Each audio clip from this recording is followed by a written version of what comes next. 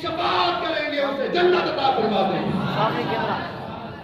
और उसके बाद फिर आगे आगे की इरशाद फरमाते हैं कि जो अहले सुन्नत से जुड़ा है, सुन्नी है, सही अकीदा है, क्योंकि आज दस्तारबंदी का मौका है, इस मौका पर हम ये मैसेज और ये पैगाम आपसे देना चाहते हैं। इबादत बाद में है, रोजा बाद में है, ज़कात बाद में है, तकवा बाद में है, फतवा बाद में है, ये सारी चीजें बाद में हैं। सबसे पहले अपना अकीदा सही करना होगा। जब अकीदा हमारा सही होगा तो उसके बाद हम जो भी इबादत करेंगे वो अल्लाह की बारगाह में कबूल है। अकीदा सही नहीं है, सारी इबादतें इंसान को लेकर के दोज़ख तक पहुंचे।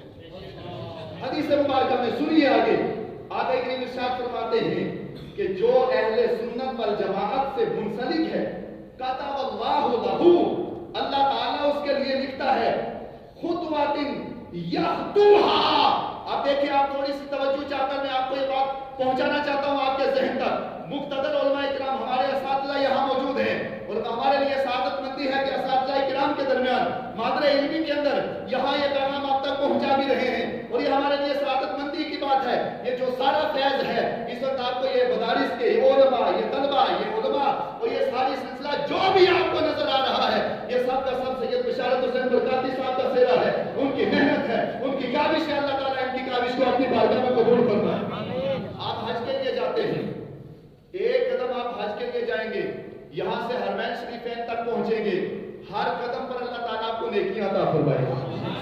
हर कदम पर अल्लाह आपको नेकियां अता फरमाएगा। मस्जिद में आएंगे तो हर कदम पर आपको सवाब मिलेगा। रोजा रखेंगे तो सवाब मिलेगा, ज़कात देंगे तो सवाब मिलेगा, हज के लिए जाएंगे तो सवाब मिलेगा, बाकी नेक अमाल करेंगे, हर अमल के लिए उठेंगे, आप नेक काम के लिए जाएंगे, अल्लाह ताला आपको हर कदम पर 10 नेकियां अता फरमाएगा। बाकी जितना नेक काम के लिए निकलेंगे आप, अल्लाह ताला आपको नेकियां अता फरमाएगा। लेकिन आपके रिवायत की पहली बार सुनेंगे, अहले इल्म के लिए नहीं, आम के लिए है। आप पहली बार सुनेंगे, अहले सुन्नत का आलम ये है कि जो इससे मुंसलिक होता है, वाबस्ता हो जाता है, सुन्नी सही अकीदा बन जाता है, उसका अकीदा सही रहता है। हदीस मुबारक में मौला अली रिवायत करते हैं, आका ने इरशाद फरमाया, वो एक कदम चलता है, वो एक कदम चलता है, अल्लाह ताला हर कदम पर उसे 10 नेकियां अता फरमाता है, 10 गुनाह माफ फरमाता है, 10 दर्जात बुलंद फरमाता है। काबिल गौर बात ये है कि क्या यहाँ जो इशारा किया हदीस में, ये इशारा नमाज के लिए है क्या, रोजे के लिए है क्या, ज़कात के लिए है क्या, या बाकी किसी नेक अमल के लिए है? ये रिवायत हमारे सामने मौजूद है। दलाइल की रोशनी में बात करेंगे, किताब सामने रख करके ये मौजूद है और वहां लाइब्रेरी में भी आप जाकर देख लें। यहाँ नहीं लिखा हुआ है कि वो नमाज के लिए जाएगा तो अल्लाह नेकियां अता करेगा, वो रोजे के लिए जाएगा तो नेकियां अता करेगा। कायदे अहले सुन्नत तशरीफ फरमा है, तशरीफ ला रहे हैं, आप हज़रात खड़े होकर के इस्तकबाल कर दीजिए।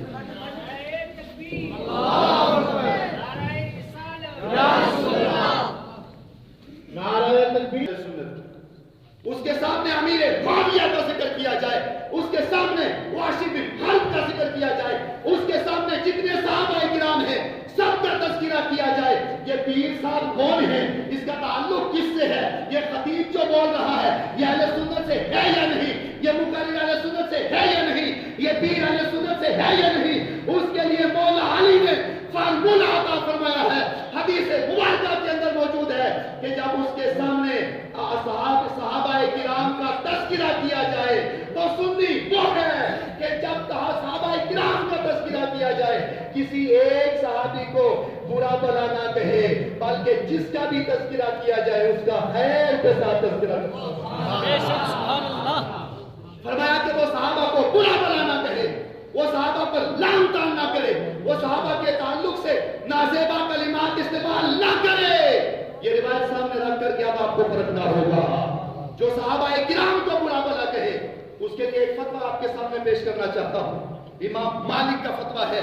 इमाम मालिक कौन है? ये हमारे कायदे अहले सुन्नत और मुक़्तदर उलमाए किराम यहाँ मौजूद हैं। इनकी बारगाह में आप आइए, ये आपको बताएंगे इमाम मालिक कौन है। इमाम मालिक हदीस में, तफसीर में और बाकी ये सारे उलूम व फनून में बहुत बड़ा मकाम हासिल किया है उन्होंने। तबक़ात हनाबिला के अंदर ये रिवायत मौजूद है। हजरत इमाम अहमद बिन हंबल, उनके सामने एक आदमी का तज़किरा किया गया। اور اس کا عالم یہ تھا کہ کہا اتاہ رجل، ایک آدمی آیا اور اس نے آ کر کے یہ کہا یا ابا عبداللہ، کہ اے ابی عبداللہ، کہ یہاں پہ ایک آدمی ہے، ایک شخص ہے، یفضل عمر ابن عبدالعزیز علی معاویہ، کہ وہ حضرت عمر ابن عبدالعزیز کو امیر معاویہ سے افضل جانتا ہے۔ امیر معاویہ صحابی رسول ہے، کیا ہے بولے؟ صحابی رسول ہے، اور عمر ابن عبدالعزیز وہ صحابی رسول، زور سے، وہ صحابی رسول نہیں ہے۔ تذکرہ کیا گیا امام احمد بن حنبل کی بارگاہ میں کہ یہاں ایک آدمی موجود ہے اور اس کا عالم یہ ہے کہ وہ امیر معاویہ سے عمر ابن عبدالعزیز کو افضل جانتا ہے۔ اب یہاں سنیے امام احمد بن حنبل کا فتویٰ، خطیب اہل سنت تشریف فرما ہے، اور مقتدی علماء کرام کی خصوصی توجہ کے ساتھ یہ آپ کی بارگاہ میں پیش کرنا چاہتا ہوں۔ عمر ابن عبدالعزیز آپ جو ہی تذکرہ کیا گیا تو امام احمد بن حنبل آپ ارشاد فرماتے ہیں لا تجالسہ، ایسے آدمی کی مجلس میں نہ بیٹھا جائے، ایسے آدمی کی مجلس میں جو صحابہ کرام کو برا بنا کہے اور اہل بیت کو مانے، اہل بیت کا تذکرہ کرے، لیکن صحابہ کو برا بنا کہے، عمر بن عبدالعزیز کو افضل مانے اور امیر معاویہ کے لیے نازیبہ کلمات استعمال کرے، امام احمد بن حنبل کہتے ہیں لا تجالس ہو، ایسے آدمی کی مجلس میں نہ بیٹھا جائے۔ آگے فرماتے ہیں ولا تشارب ہو، آپ دیکھیں ایسے آدمی کے ساتھ نہ کھایا جائے نہ پیا جائے، اور آگے آپ نے لکھا ایسا آدمی مر جائے تو اس کی جنازہ بھی نہ پڑھا جائے، بیمار ہو تو اس کا حال بھی نہ پتا چلنے جائے۔ جو صحابہ کرام کو برا بلا کہے، فرمایا کہ پہلی نشانی اہل سنت کی یہ ہے کہ اہل سنت حقیقی معنی میں سنی صحیح العقیدہ وہ ہے جو صحابہ کرام کو بھی مانے، اہل بیت اطہار کو بھی مانے۔ آگے مولا کائنات کی ایک روایت اسی پر پیش کرنا چاہتا ہوں۔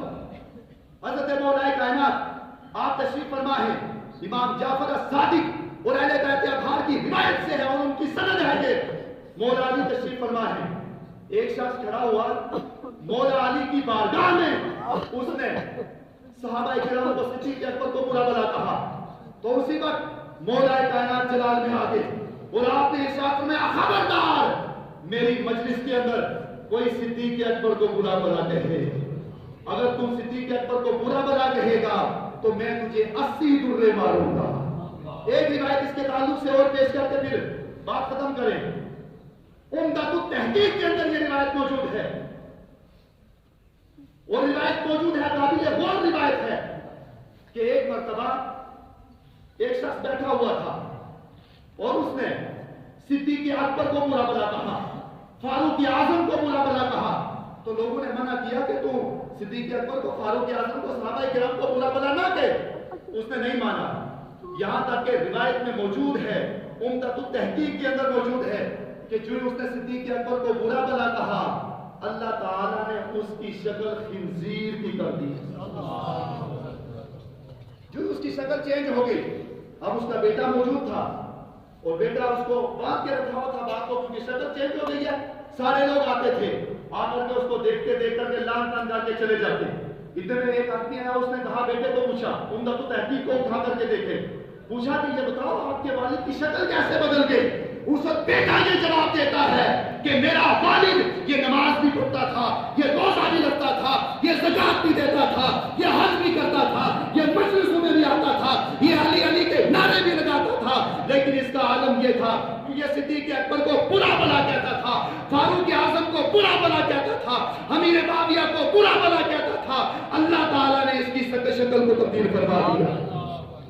اب اس پر میں ایک چیلنج کرنا چاہتا ہوں اپنے مادر علمی سے، جو لوگ صحابہ کرام کو برا بلا کہتے ہیں، ان پر لعن طعن کرتے ہیں، ان کے لیے نازیبہ جملے استعمال کرتے ہیں، ان کے لیے ہمارا کھلے عام چیلنج ہے، اگر وہ نہیں مانتے اس روایت کو اور وہ سمجھتے ہیں کہ یہ روایت صحیح نہیں ہے، یہ روایت موضوع ہے، یہ روایت من گڑت ہے، ہماری مرضی، ہم صحابہ کو جو چاہیں گے وہ کہہ دیں گے، ان کے لیے کھلے عام چیلنج ہے کہ ویڈیو بنائیں، لائیو آئیں، لائیو آ کر کے صدیق اکبر کو، فاروق اعظم کو، صحابہ کرام کو برا بلا کہیں، اگر اسی وقت شکل خنزیر کی نہ ہو گئی ہمیں آ کر کے پکڑ بولیے، شاید آپ کی توجہ نہیں ہے اس بات، وہ اس دور کے اندر صدیق اکبر کو برا بلا کہتا تھا، اللہ نے اس کی شکل کو بدل دیا، اور آج کے جو اہل سنت کا حقیقی موقف یہ ہے کہ اہل سنت صحابہ کرام کو بھی مانتے ہیں، اہل بیت کو بھی مانتے ہیں، نہ صحابہ کرام کو چھوڑتے ہیں نہ اہل بیت کو چھوڑتے ہیں۔ ان کے اختلاف اور معاملات کیا تھے وہ اللہ اور اس کا رسول جانے، ہمارے لیے یہ ہے فَبِأَيِّهِمْ اقْتَدَيْتُمْ اهْتَدَيْتُمْ، صحابہ کرام میں سے کسی ایک کے دامن کو پکڑ لو گے اللہ تعالیٰ تمہیں جنت عطا فرما دے گا۔ تو یہ کھلے عام چیلنج ہے۔ اور آج دیکھیں آپ تو فرمایا پہلی روایت جو بتائی گئی فتاوی تاتار خانیہ کے اندر اہل سنت کی علامت یہ ہے، اب اس علامت کو رکھنا ہوگا، اس ترازو کو رکھنا ہوگا، اس ترازو پر پرکھنا ہوگا، پیروں کو بھی پرکھنا ہوگا، مقرروں کو بھی پرکھنا ہوگا، باقی سب کو پرکھنا ہوگا، کیا اس کے دل میں اہل بیت اطہار کے ساتھ ساتھ صحابہ کرام کی محبت بھی ہے یا نہیں؟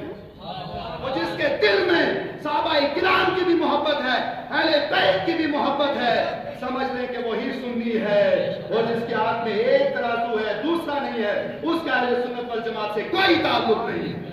روایت کے اندر موجود ہے، آپ نے فرمایا، آپ ایک بھی ارشاد فرماتے ہیں کہ پہلی علامت یہ ہے کہ وہ صحابہ کرام کو برا بلا نہ کہے، برا بلا تو دور کی بات ہے، ان کے تعلق سے نازیبا کلمات لانا تو دور کی بات ہے، دل کے اندر تصور بھی نہ کرے۔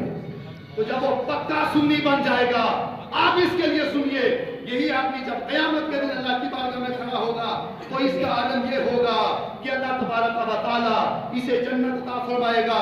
اور نہج البلاغہ کے اندر یہ روایت موجود ہے، مولا علی ارشاد فرماتے ہیں، یہ اس کا پرنٹ بھی ہمارے سامنے موجود ہے، مولا علی ارشاد فرماتے ہیں کہ عن قریب میرے تعلق سے دو گروہ آئیں گے، ایک گروہ وہ ہوگا جو مجھے ہاتھ سے بڑھائے گا، اتنا بڑھائے گا کہ یہ کہے گا کہ معاذ اللہ علی تو خدا کا رب ہے، معاذ اللہ استغفر اللہ، اتنا بڑھائے گا۔ اور دوسرا وہ طبقہ آئے گا جو بوجھ میں گر جائیں گے، پوچھا گیا مولا کائنات آپ بتا دیں سواد اعظم کون ہے؟ تو مولا علی ارشاد فرماتے ہیں اتبعوا سواد الاعظم، سواد اعظم کو مضبوطی سے پکڑ لو۔ سواد اعظم ہے کیا؟ تو فرمایا سواد اعظم اہل سنت والجماعت ہے۔ بے شک سبحان اللہ۔ اپنی بات ختم کرتے ہوئے آپ کا ہمارا یہ مادر علمی اس وقت نہایت ہی خوشی اور مسرت اور راحت کا وقت ہے۔ اس وقت یہ جتنے علماء یہاں سے فارغ ہو رہے ہیں، یہ جتنے طلبہ یہاں سے فارغ ہو رہے ہیں، ان کو دستار بندی جو دی جا رہی ہے، ان کے والدین کو ہم مبارکباد پیش کرتے ہیں۔ اور دارالعلوم رضویہ سلطانیہ کو یاد رکھا جائے، ہر وقت یاد رکھیں ہماری جان کا نام دارالعلوم رضویہ سلطانیہ ہے، ہماری پہچان کا نام دارالعلوم رضویہ سلطانیہ ہے۔